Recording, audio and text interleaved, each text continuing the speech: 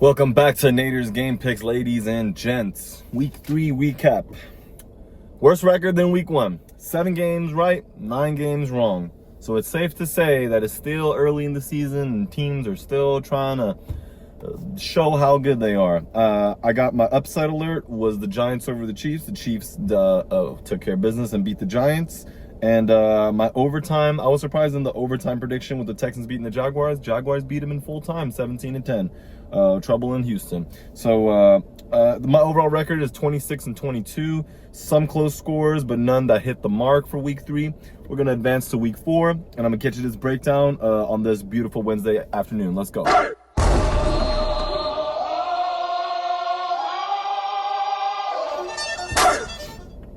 Okay, here we go. Let's go, guys. Divisional matchup on Thursday Night Football. The Seahawks at the Cardinals.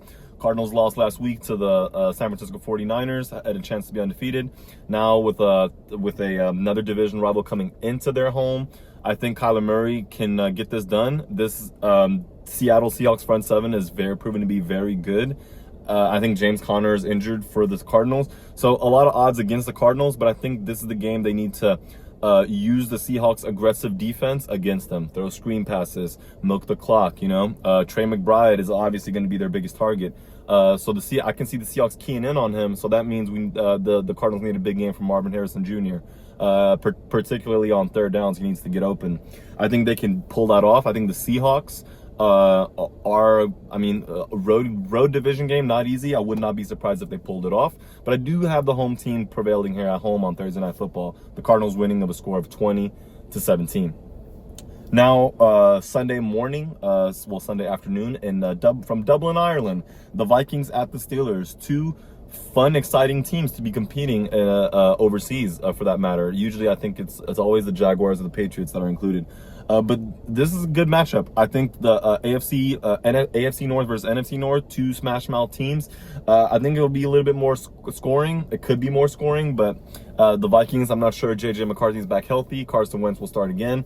He played well last week, although the defense really was the one who took that game away. This defense is serious, coached by Brian Flores, and I think Aaron Rodgers will have some troubles with it, as he was struggling against the Patriots front seven, who was able to get some pressure on him late in that game, as they came away with a road win. The Steelers are marked as the home team. This is a neutral site. I think it'll be a fun game. I think DK Metcalf matches up well against Isaiah Rodgers.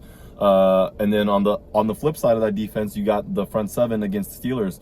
Steelers are young on their offensive line, so I think the Vikings are going to definitely come with a lot of exotic blitzes and pressures. The Steelers, in order to win this game, they need to find a way to protect their franchise quarterback, and I would say keep the Vikings off the field. I think Jordan Mason proved why him being inserted to the starting lineup benefited this running game for the Vikings. I think they're going to continue to pound the rock with him and manage a play-action game with Wentz. So if the Steelers can manage Jordan Mason from getting big chunk yards, 4 or 5 bruising yards, I think they'll have a chance. But for now, I got the Vikings winning of a score of 24-19. Now, 1 p.m. Eastern time games. Commanders at the Falcons. Falcons shut out last week against the Panthers team that still boasts one of the least a team that still hasn't really had much success, in all honesty. The Falcons ended up benching Michael Penix Jr. Late in the game. It's ironic enough, this is the battle of the former quarterbacks. The starting quarterback for the Commanders, I believe, is still Marcus Mariota. I think they want to let Jaden Daniels get healthy. He's playing his former team in the Falcons. And then the Falcons' backup quarterback, who's Kirk Cousins, used to be a Washington Commander. So this is going to be interesting to see. I think the Falcons should have the advantage at home, but their pass rush didn't get home against Bryce Young as much as people expected. And I think the Commanders have done a good job of running a balanced offense. It's coached by Cliff Kingsbury. Cliff Kingsbury is either really hot or he's kind of below average, as he proved with the Cardinals. But I think this is a game that the Commanders, it's going to be a fight, and I think they come out with the win on the road here. I'm raising a lot of questions in Falcon land, I think, about the head coach and just management in general. I think the Commanders win with a score of 25-20. Saints at the Bills. You would not want to be a Saints fan. I think they lost to the Seahawks big time. The Bills steadily took care of business last week on Thursday. They've had an extended week to prepare for this game. So against the Saints team, I see James Cook steadily run the ball. I don't see Josh Allen having to do much, and this defense as well is playing very good. Coach Sean McDermott is a defensive-minded coach. Yeah, I think the Bills against the Saints can have a chance if they're able to get Alvin Kamara going. But it's hard on Kamara as he's the biggest weapon on that offense. I know you got Chris Olave. They have Chris Olave and Juwan Johnson, but it's hard on an offense when you don't have a good team all around. I think the Bills win 34-6. Now we move on. Lions at home playing the Browns. I remember this matchup back when Matthew Stafford was a rookie. They were both bad teams. A little bit different now around. Browns are boasting one of the best defenses in the league despite poor offensive play. They beat the Green Bay Packers, knocked them off their undefeated streak last week at home. I think they can have a good chance of doing that to the Lions on the road. However, I think the Lions are that type of team. The Browns can stop them on third and 4, on 3rd and 3, and the Lions will still go for it. And they don't mind going into their bag of trick plays, getting creative in terms of finishing games, and they're not worried about exposing the secret plays they have, as some teams and coaches kind of like want to save stuff like that. I like that approach of going all out to win. This Browns pass rush was coming after Jordan Love last week. No reason why they can't come after Jared Goff. So I think the Lions are going to utilize a lot of quick screen dump off passes to their backs, out the backfield, even to their tight ends. Sam Laporta had a great game against the Ravens.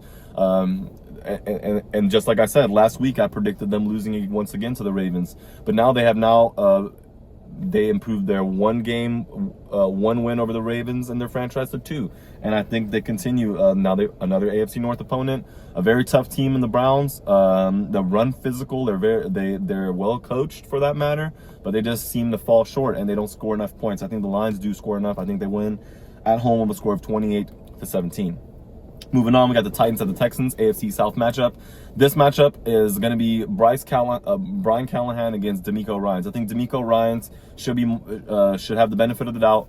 His defense is going to come through against the rookie quarterback in Cam Ward, who has been improving and playing better each game. Alec Iomanner had another touchdown reception last week.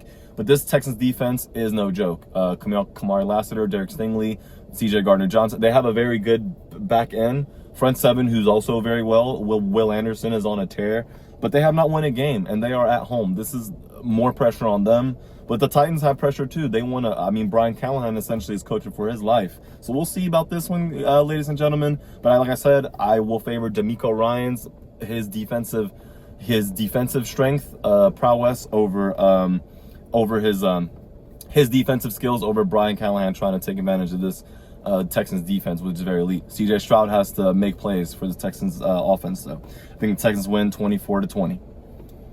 Panthers at the Patriots. Patriots at home. I think the Patriots should have won the game last week against the Steelers, but now they got a Panthers coming into town.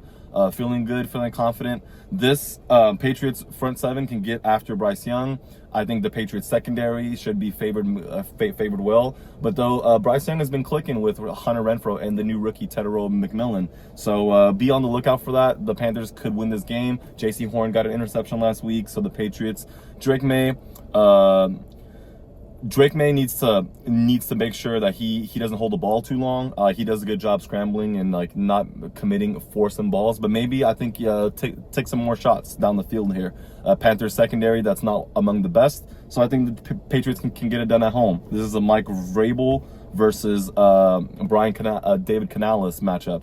I think David Canales as well wants that trust of that team, and the Panthers more than anything need to start a streak of wins, which I think they haven't won back-to-back games in a long time.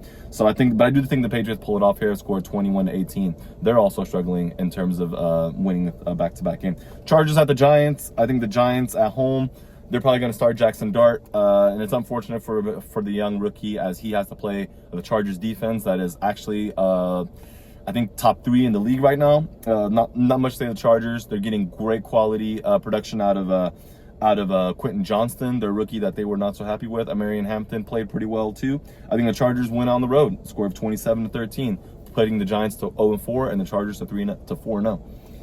Moving on, we have the Excuse me, ladies and gentlemen. Eagles at the Buccaneers. Eagles at the Bucks. Undefeated teams playing off here, matching up here. I think I would pick the Bucks in this game. The Bucks are home. Had Mike Evans been healthy, Emeka Egbuka is a star wide receiver in the making. But against this Eagles secondary, where there are two great corners, probably the smartest inside linebacker in Zach Bond, and one young safety and one veteran safety, I think Egbuka is going to need another contributor, whether that's Jalen McMillan, I'm not sure if he's healthy, or K-Dot and the tight end. It's going to be Baker Mayfield's going to fight to the end, and this Eagles defense is definitely beatable. I predicted the Rams beating them last week. You can argue that they should have. Blocked special teams is an aspect of the game that can determine the game, as we've seen all from last week.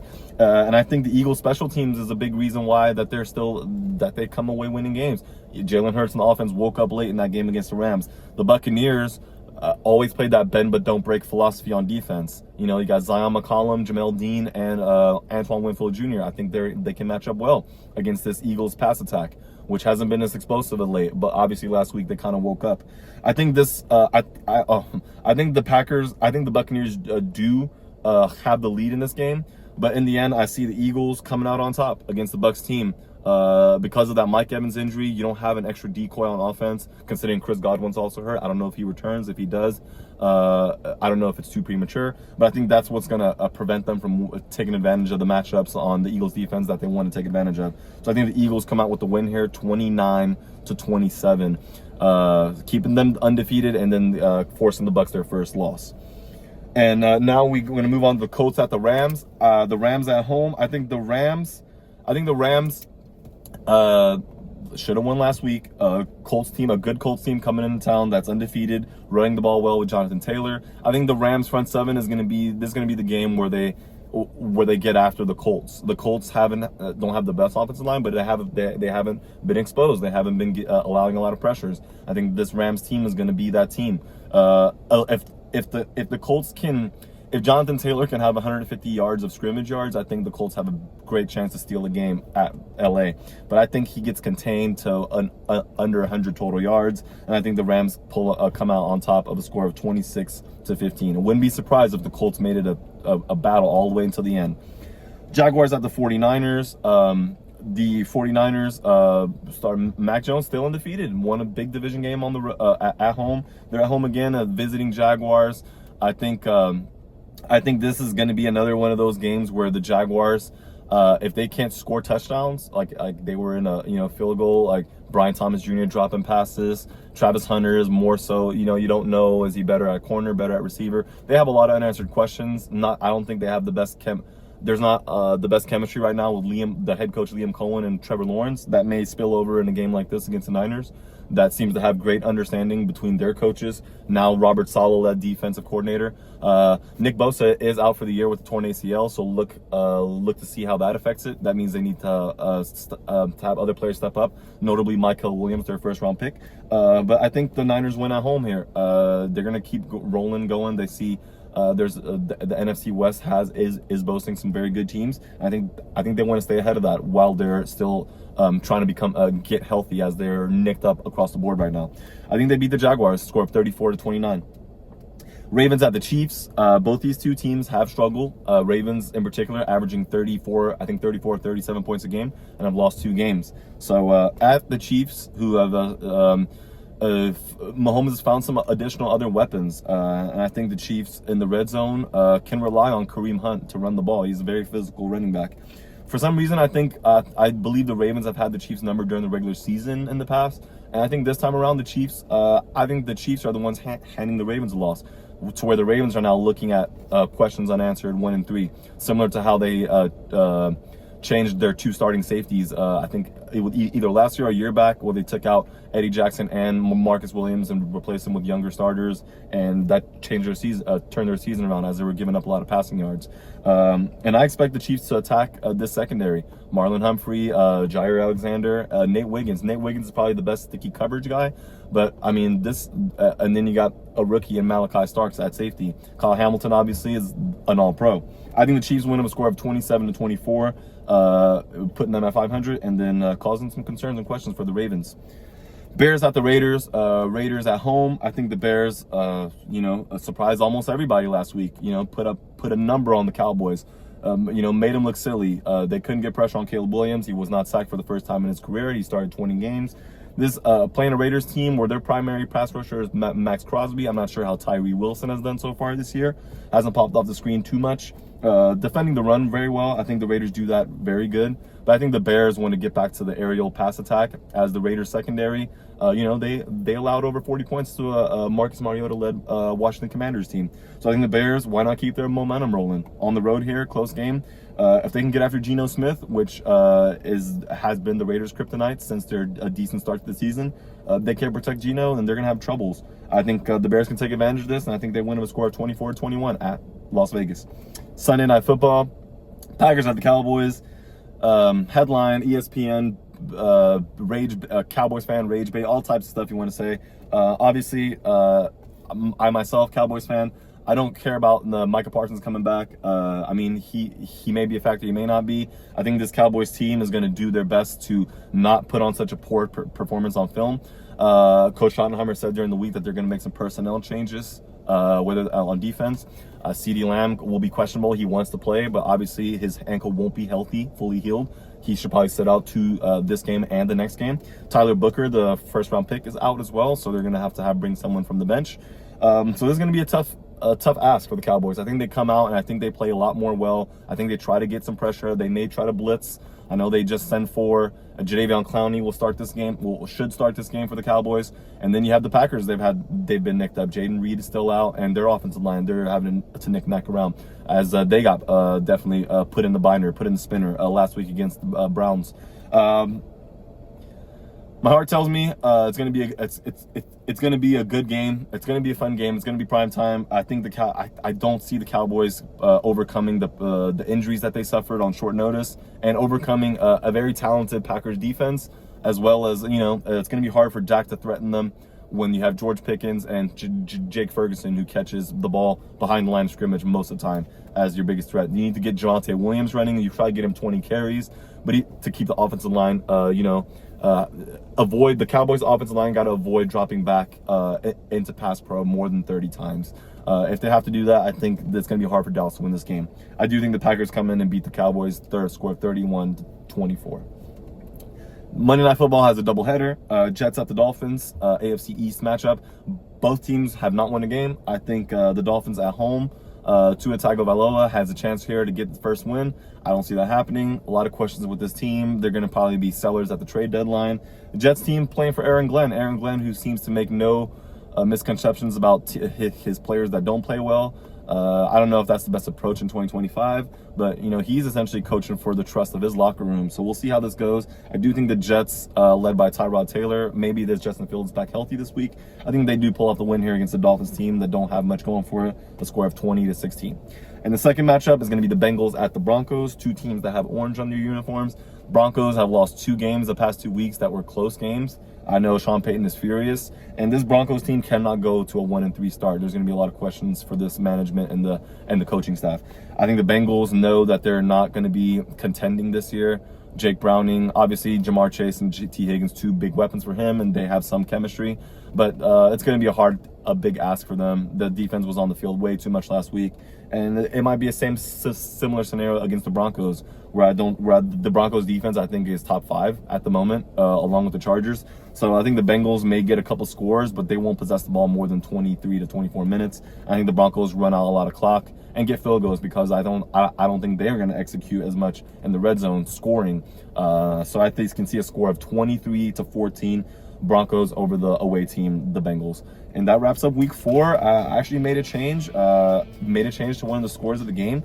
On the fly here, as you see, I'm a little note taker, and I'm excited. Yes, I got a lot of games wrong last week, and sometimes early in the season, that's what it proves. I'm excited to see how this is going to play out. Thursday Night Football starts tomorrow with the NFC West divisional matchup, and for everybody out there watching, understand that